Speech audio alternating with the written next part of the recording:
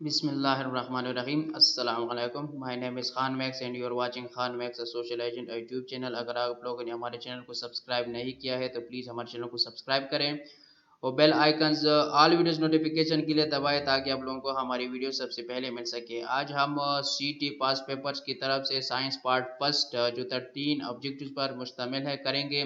ये पेपर ईटेक के थ्रू पर 24 नवंबर 2011 का हो चुका है। पश्तो वर्जन ऑलरेडी हम अपलोड कर चुके हैं। आज इंशाल्लाह हम उर्दू वर्जन कर रहे हैं। तो चलो स्टार्ट करते हैं।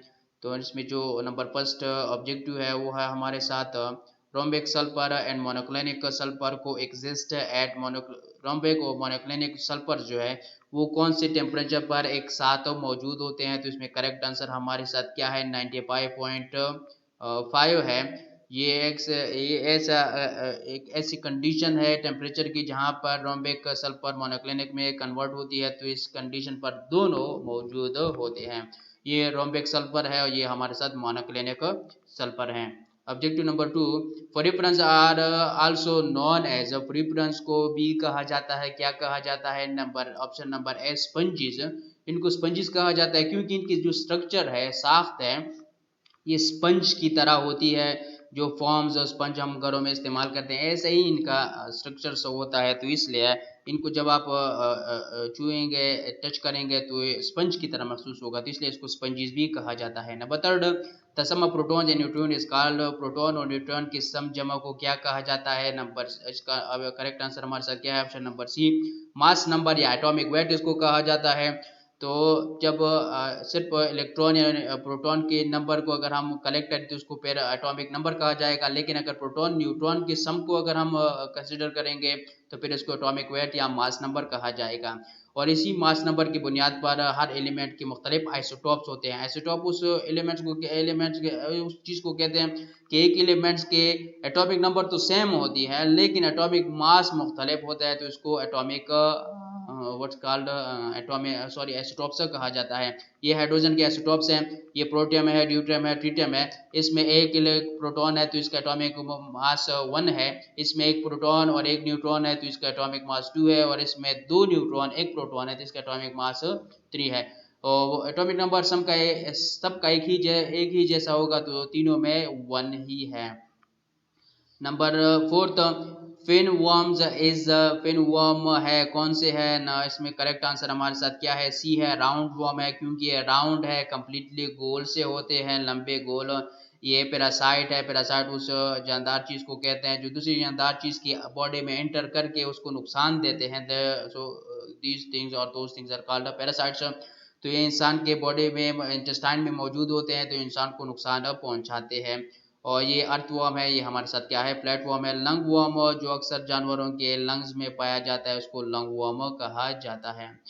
Number fifth amphibians have blank chamber heart. Amphibian का दिल कितने खानों पर मुश्तमिल होता है, कितने चैम्बर्स पर होता है? तो इसमें करेक्ट आंसर हमारे साथ क्या है? 3। आप यहाँ पे पिक्चर में देख सकते हैं, right आर्टियम, left आर्टियम and ventricle. So 1, 2 and 3। तो 3 में इसका हार्ट तकसीम हुआ होता है। Number 6 which from the following is not among the 5 senses. नीचे दिए गए में से जो कौन सा है जो 5 सेंसेस में नहीं है? तो वो क्या है? थॉट। इसमें टी मिस हो चुका है तो इसको क्या कहते हैं? Thought, THOUGHT, thought. जो ख्याल है, फिक्र है, वो 5 सेंसेस का हिस्सा नहीं है। Sight, hearing, smell, touch, taste ये सेंसेस 5 सेंसेस है। Number 7 the most electronegative element of the periodic table is. इसमें करेक्ट आंसर क्या है? B, fluorine. इलेक्ट्रोनेगेटिविटी किस चीज को कहा जाता है? इलेक्ट्रोनेगेटिविटी कहा जाता है कि कोवेलेंट बॉन्ड में जो इलेक्ट्रॉन पेयर्स इलेक्ट्रॉन या शेयर्ड इलेक्ट्रॉन्स जो पेयर है वो उनको आप अट्रैक्ट करने की जो एबिलिटी है, अपने पास ज्यादा टाइम तक रखने की जो एबिलिटी है उसको कहते हैं इलेक्ट्रोनेगेटिविटी। तो इलेक्ट्रोनेगेटिविटी अगर हम पीरियोडिक टेबल में देखें तो ये लेफ्ट से राइट की तरफ बढ़ती है और बॉटम से टॉप की तरफ बढ़ती है। तो इसलिए यहाँ पे जो सबसे इलेक्ट्रोनेगेटिव एलिमेंट है वो फ्लोरीन आएगा क्योंकि ये ग्रुप एड्स जो एलिमेंट्स हैं ये नोबल गैसेस है, इनका ऑक्टेट या डुप्लेट रूल कंप्लीट है तो इसलिए ये रिएक्शन नहीं करते। तो इस लाइन के बगैर जो सबसे टॉप और सबसे राइट पे आएगा वो क्या है? फ्लोरीन। तो इसलिए फ्लोरीन सबसे ज्यादा इलेक्ट्रोनेगेटिव एलिमेंट है। Number 8 the refractive index of glass is 1.5। B correct answer है। बेसिकली 1.52 तकरीबन आता है, लेकिन 1.5 करेक्ट आंसर है। रिफ्रैक्टिव इंडेक्स किस चीज को कहा जाता है? रिफ्रैक्टिव इंडेक्स तो वो नंबर है जिसमें हम ये इसका अंदाजा लगाते हैं कि लाइट रोशनी एक मटेरियल में कितनी तेजी से सफर करती है। तो लाइट की जो ट्रेवलिंग है एबिलिटी की जो स्पीड है उसको हम क्या कहते हैं? Refractive index. तो ये हर चीज में मुख्तलिफ होती है। एयर में 1.000293 है, वाटर में 1.333 है, डायमंड में 2.42 है, आइस में 1.31 है, एंड वैक्यूम में 1 है। तो इस तरह हर चीज में इसकी अपने रिफ्रैक्टिव इंडेक्स है। तो ग्लास में 1.5 है। 9 the conjugate acid of water H2O is, तो पानी का जो कंजुगेट एसिड है वो क्या है? H3O plus. तो H3O प्लस हमारे साथ करेक्ट आंसर है। यहाँ पे आप देख सकते हैं जिस कंजुगेट एसिड इसका H3O प्लस है और जो बेस कंजुगेट है इसका वो OH माइनस है। यहाँ पे आप देख सकते हैं हाइड्रोजन सल्फाइड जब है वाटर से मिलता है तो इसे HS minus ion plus H3O plus ion बनता है। तो ये हमारे साथ क्या है? एसिड कंजुगेट है आप वाटर पानी का। Number 10 the maximum number of electrons in any shell are equal to, कि किसी भी शेल में कितने मतलब ज्यादा से ज्यादा कितने इलेक्ट्रॉन आ सकते हैं। तो उसका फार्मूला कौन सा है हमारे साथ? उसका फार्मूला हमारे साथ क्या है? C2n square. ये हमारे साथ इसका क्या है? फार्मूला है। तो इस फार्मूले के मुताबिक हम मालूम कर सकते हैं कि हर शेल में कितने सबसे ज्यादा इलेक्ट्रॉन आएंगे। तो आप लोग देख सकते हैं कि इस फार्मूले के मुताबिक हमें अंदाजा लगा सकते हैं कि पहले शेल में 2, दूसरे में 8, तीसरे में 18, चौथे में 32 इलेक्ट्रॉन्स आएंगे। ये फार्मूला है। फार्मूले के मुताबिक जो n है ये हमारे साथ नंबर ऑफ शेल है।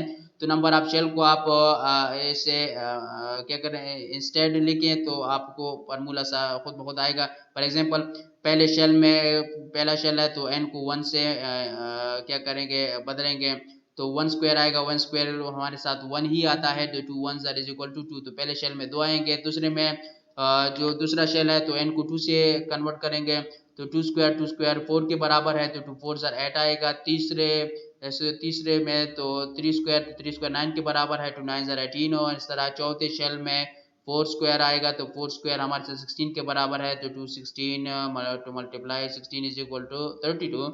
So this is the correct answer। So correct answer is 2n square। ये हमारे साथ फार्मूला। इस फार्मूले के मुताबिक हम मालूम कर सकते हैं कि हर शेल में सबसे ज्यादा से ज्यादा कितने इलेक्ट्रॉन आएंगे। Number 11 the rate of evaporation depends on the following factors beside temperature and humidity. Humidity और टेम्परेचर के बगैर नीचे दिए गए में से किन चीजों पर इवेपोरेशन के रेट का डिपेंडेंसी है, इन्हिसार है। तो इसमें करेक्ट आंसर हमारे साथ क्या है? C, surface area and wind speed. तो ये दो भी इवेपोरेशन के रेट पर डिपेंड करते हैं। जितने ज्यादा टेम्परेचर होगा उतनी ज्यादा इवेपोरेशन तेज होगी। जितनी ह्यूमिडिटी हवा में ज्यादा होगी उतना रेट कम होगा। जितनी ह्यूमिडिटी कम होगी उतनी इवेपोरेशन रेट ज्यादा होगा। और जितना सरफेस एरिया ज्यादा है उतना इवेपोरेशन रेट ज्यादा होगा। और जितने विंड स्पीड ज्यादा है उतना ही इवेपोरेशन स्पीड ज्यादा होगा। तो ये के हिसाब से ये डिपेंडेंसी करती है, इवेपोरेशन डिपेंड करता है इन मुख्तलिफ फैक्टर्स पे। तो करेक्ट आंसर हमारे साथ क्या है? C. Number 12 Widal test is used to diagnose. Widal test किस चीज के मालूम करने के लिए इस्तेमाल किया जाता है? तो वो क्या है? टाइफॉइड फीवर जिसको दायमी बुखार कहा जाता है, तो इसके लिए इस्तेमाल किया जाता है। इसको विडाल टेस्ट इसलिए कहा जाता है कि जिस साइंसदान ने इसको 1896 में इन्वेंट किया था उसका नाम क्या था? George Fernando Vidal. इसलिए इसको विडाल टेस्ट कहा जाता है। Number last of this section is which of the following solute decreases the solubility of hydrogen sulfide in its aqueous solution। तो हाइड्रोजन सल्फाइड कौन सी चीज है जो इसकी सोलिबिलिटी को, कौन सी सल्यूट है जो हाइड्रोजन सल्फाइड की सोलिबिलिटी को एक्वस सोल्यूशन में कम करते हैं? तो उसमें वो कौन सी सल्यूट है? वो क्या है हमारे साथ? साल्ट यानी सोडियम क्लोराइड है, NaCl। तो सोलिबिलिटी किस चीज को कहते हैं? सोलिबिलिटी कहते हैं कि एक सॉल्वेंट में एक सॉल्यूट कितने मिकदार तक हल हो सकता है, इसको क्या कहते हैं? सोलिबिलिटी। सॉल्यूट फॉर एग्जांपल आप चीनी को पानी में हल कर रहे हैं तो ये पानी आपका सॉल्वेंट हो गया और ये चीनी आपकी क्या हो गई? सॉल्यूट हो गई। इसी तरह नमक आप हल कर रहे हैं तो नमक आपका सॉल्यूट हो गया और पानी आपके क्या हो गया? सॉल्वेंट हो गए। इसी तरह تو یہاں پہ آپ لوگ تھوڑی سی ڈیٹیل دے سکتے ہیں کہ ہائیڈروجن سلفائڈ صرف سالٹ ہے جو اس کے سولوبلٹی کو ایکوس سولوشن میں کم کرتی ہے. سو تھینکس فار واچنگ. سو امید کرتے ہیں آپ لوگوں کو ویڈیو اچھی لگی ہوگی. اگر ویڈیو اچھی لگی ہے تو پلیز لائک کریں, کامنٹس کریں اور آپ آپس میں شیئر کریں. ہمارے ساتھ یہ ہمارے کانٹیکٹس ہے, اس کے ذریعے آپ لوگ ہمارے ساتھ کانٹیکٹ کر سکتے ہیں. تو امید کرتے ہیں آپ لوگوں کو ویڈیو اچھی لگی ہوگی. تو انشاءاللہ آئندہ پھر ایک اور ویڈیو کے ساتھ ملاقات ہوگی. سو تب تک کے لیے خدا حافظ, السلام علیکم.